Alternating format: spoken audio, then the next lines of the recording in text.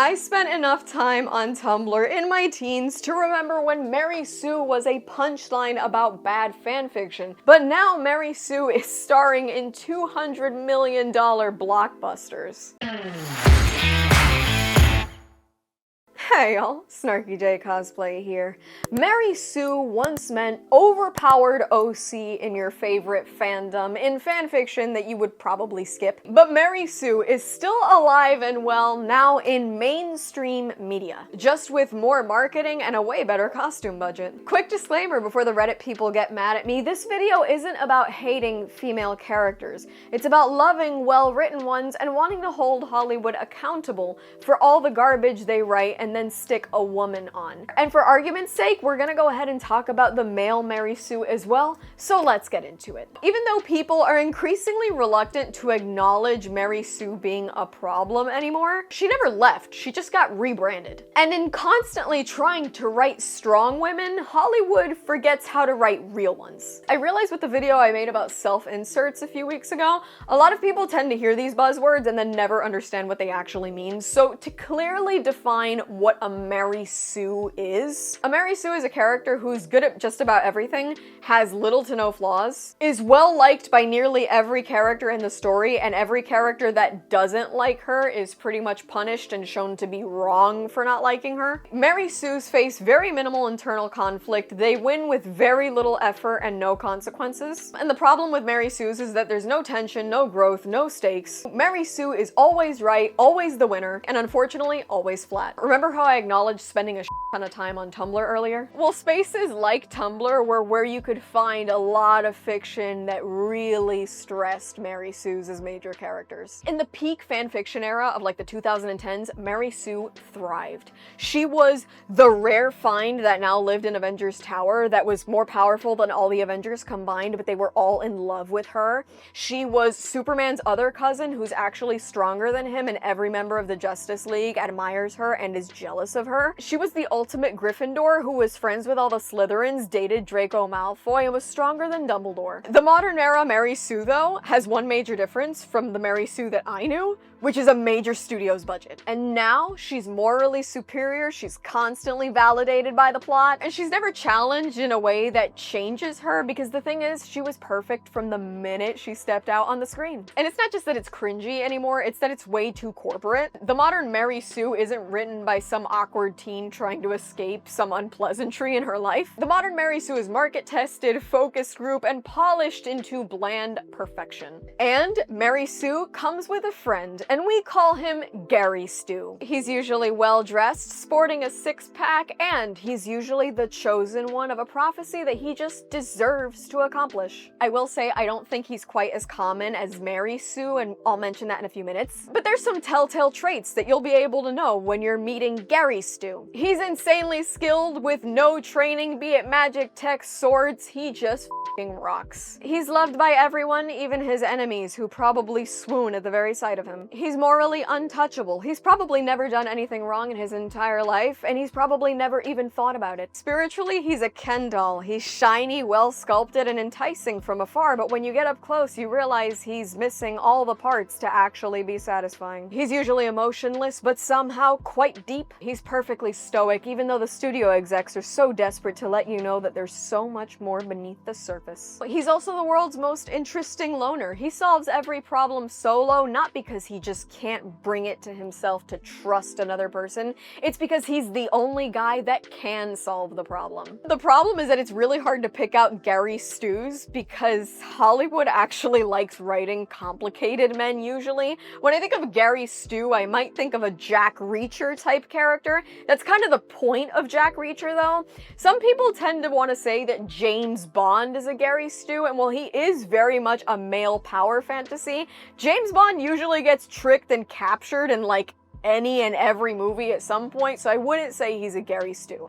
But you might see a Gary Stu in a Jason Statham, Dwayne "The Rock" Johnson, or even Steven Seagal's movies, where he's the be-all, end-all action star. that would be a Gary stew. The problem with Mary Sue and Gary stew is that you're supposed to relate to them, but the only thing that's happening is you're just watching them win. We've been over these two gals ad nauseum, but they're great examples of Mary Sues in the modern era. Carol Danvers and Captain Marvel's entire arc is just that the power was within her all along, and she was right and everybody else was wrong. And if we take a look at Rey from Star Wars in the sequel trilogy, she is the be-all end-all. She is all-powerful. She defeats everybody, and anybody that ever thought she was a failure was wrong all the time. So if people about Mary Sue so much, why do they keep happening? The problem is that Hollywood believes complaints about Mary Sues are sexist, but a Mary Sue's very existence is actually sexist in a way that Hollywood doesn't expect. Somewhere along the line, Hollywood looked at the average woman and confused the word strong with the word flawless. Studios are afraid to be called sexist because if they show a woman struggling, it might be showing her as weak, and therefore people might complain. Because no woman worth a shit has ever struggled with anything, right? Yeah, I have a question for Hollywood.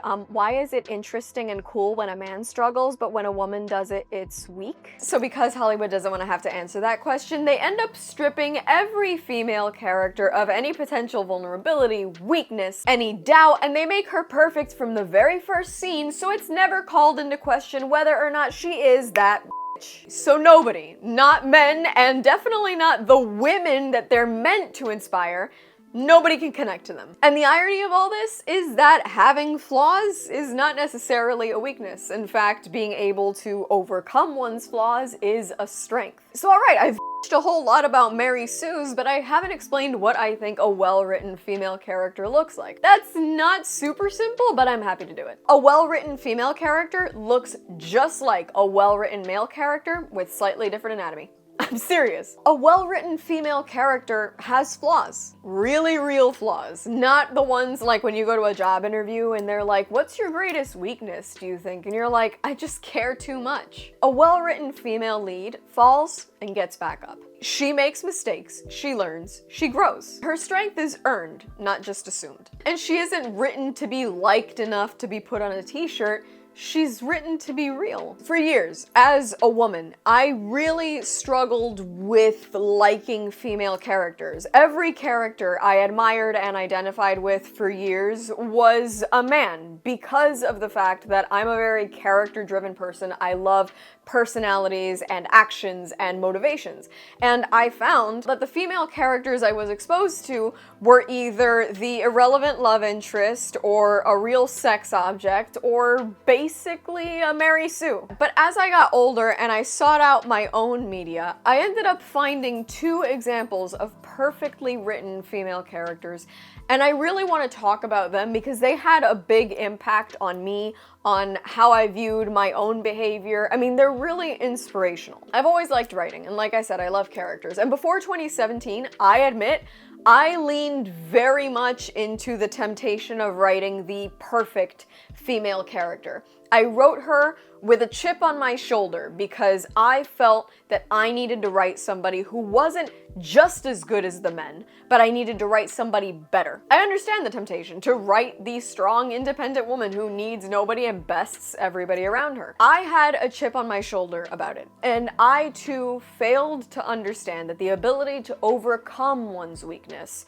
is the true strength of character, not the lacking of weakness at all. In 2017, I watched that first DCU Wonder Woman movie, and it's an imperfect film, but for me, I was met with a female heroine who was naive, she was flawed, she was stubborn, she made real mistakes that had real consequences throughout the film, and yet she is vulnerable enough to love, to care, and she grows throughout the film. She's got this phenomenal character arc. She was a woman who fundamentally misunderstood the world around her and had to pay the price, and later grew into somebody who is willing to fight, not because she's the ultimate badass, but because she's so fueled by love and respect for humanity. And for me, she changed the way I looked at not just women in media, but myself in my own life. And that is exactly what a well-written character, male, female, whatever, should do. And I would be remiss not to mention another female character that I absolutely adore, and I did an entire video talking about her, so I'm not gonna spend a whole lot of time on that here. If you want to check out that video, you can though. But Tifa Lockhart Lockhart in Final Fantasy VII, to me, is like the golden ratio of well-written women. On the strong side, she is incredibly intelligent, she's a phenomenal martial artist, she's well respected by the men and women around her, and she's also beautiful, and nobody's afraid to say it. But she also is someone who makes mistakes, and she's vulnerable, and she's gentle. She carries a lot of trauma from her past that does tend to affect her throughout the game, and yet she overcomes that. And she doesn't overcome it with a chip on her shoulder needing to show everybody that she's the ultimate badass. No, she overcomes it in a way that makes her an integral member of the team, both through her fighting prowess and the fact that she's always a shoulder to lean on. And for me, her dynamic with the protagonist, Cloud Strife, she's never seeking to overpower him or overshadow him. In fact, she's always right there next to him. She supports him in the way he needs to be supported, and she reminds him of all the good of their past. Their connection is literally vital and at the center of the game. And it's not sidekick and hero, it's not love interest and champion. It's very much just what happens when a man and a woman choose to support each other and stand by each other. And that's the beauty of Tifa and characters like Tifa, is that you watch them go through their stories, and not only do you want to kind of be them because you see this strength, this vulnerability, this power within them that comes from goodness, and not just I'm a badass, I'll kick anybody's ass, I'll kick my own ass. No, it comes from genuinely being a good person and a well-written character.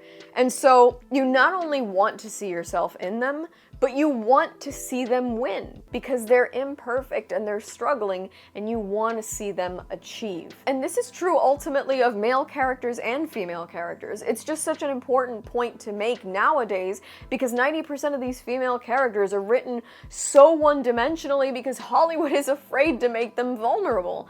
And that's the beauty of being human, not just a woman. Human beings, we're vulnerable, we're flawed. When you take all that away in either gender, it's boring and dehumanizing. When it comes to the Mary Sue, writing a woman and calling it representation, it doesn't work when the women you're writing are perfect. Representation isn't writing the perfect woman. Representation is writing real human women. The Mary Sue isn't just boring to watch. She's also not empowering, and she is fundamentally exhausting. And until Hollywood stops writing women as mascots, they'll never write them like people. And that's all we really want from them. And that's all from me. I've been SnarkyJay. Thank you so much for watching. Please don't forget to like and subscribe. For more SnarkyJay, be sure to check me out on Instagram. And if you'd like to support me, this channel, and my content creation, do check out and consider subscribing to my Patreon for exclusive photo shoot sets and cosplay content. I'll add links to all of those in the description below. And let me know if you have any examples of a Mary Sue and a Gary Stew in the comments below.